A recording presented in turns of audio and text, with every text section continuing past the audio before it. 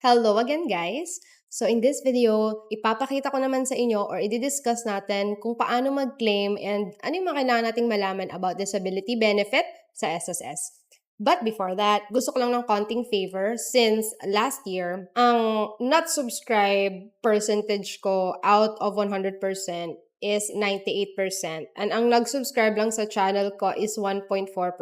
I have around 6K subscribers ngayon. And ayun, so please, if you like my content, please support me by subscribing to my channel for more contents like retirement, insurance, personal finance, freelancing, and book reviews para ma-inspire ako maggawa ng content for you guys. Okay, so yun lang. So let's go back to our topic for today. So ano nga ba yung disability benefit? So yun yung cash benefit na grant either as monthly pension or lump sum amount sa mga member na permanently disabled either totally or partially. So, ano nga ba yung mga qualifying conditions? So, permanent partial disability. So, kapag nawalan ka ng mga daliri, both ears, hearing of one ear, considered permanent partial disability siya. Hearing of both ears and sight of one eye. So, considered permanent partial disability yung mga yun. And sa mga babae naman, yung pagtanggal ng mga female generative organs ay considered permanent partial disability, provided that the female member must be below 45 years old. So, sa time ng operation, para ma-entitle siya sa ganitong claim. So, for example, uterus, saka isang ovary,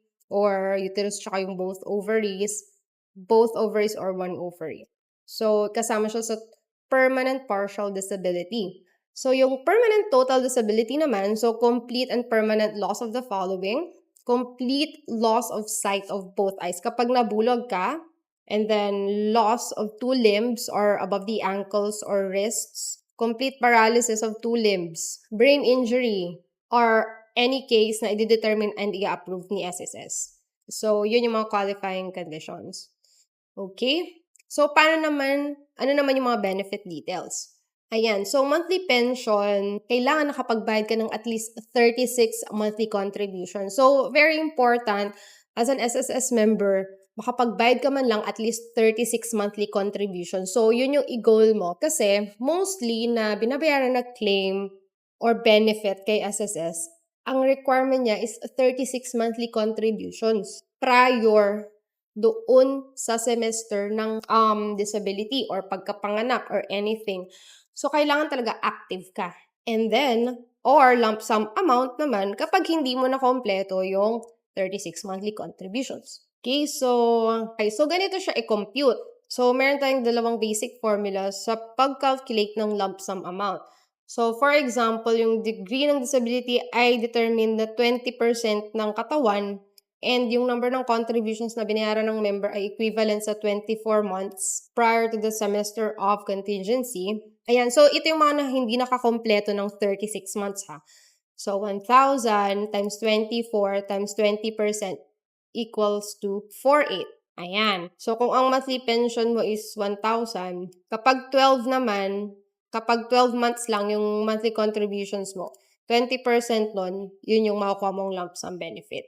Yan, guys. Okay, so kapag, ito naman, other benefits. Okay, so ito, kapag sa monthly pension, yung minimum monthly disability pension, 1,000. Kapag less than 10 credited years of service, 1,2 naman kapag at least 10 years, tsaka 2,4 kapag at least 20 credited years of service. Okay? So, other benefits. Aside from the monthly pension, yung disability benefit pensioner, makaka-receive din siya ng 1,000 additional benefit. So, on top yun ng 500 supplemental disability allowance dun sa total or partial disability pensioners para sa additional financial assistance. So, meron din siyang 13th month every December. So, at least kailangan naka 12 months siya bago siya magkaroon ng 13th month. Sa dependent naman, so, kunwari may naiwan, ay sa mga dependent, minor children, makaka-receive din sila ng dependence pension na equivalent sa 10% ng member's monthly pension or 250 pesos, whichever is higher. So, yung 5 minor children lang, mag-uumpisa sa pinakabunso ang entitled sa dependence pension. Walang substitution dyan ha. Kailangan, yung anak, kailangan 21 years old and below. Ayun. So, how to apply? So, yung mga basic documents yan, disability claim application, members claimant's photo, SSS medical certificate, supporting medical records, member or filer's SSS card. So, ito yung mga ID. So, yung mga usual na valid ID sa Philippines. And other supporting documents. So, usually mga hospital records, dalhin nyo na lang siya lahat para makita ni SSS. And kung may kailangan pa, pwede nyo siyang i-request sa hospital. Ayan. So, ayun lang guys. So, this is the disability benefit. And if you have any more questions, comment down below. And we will try to answer all those questions. So, thank you so much for watching and please support my channel by subscribing. So, I'm trying to reach 50,000 subscribers this year. And sana isa ka sa sumuporta. Thanks for watching. Bye!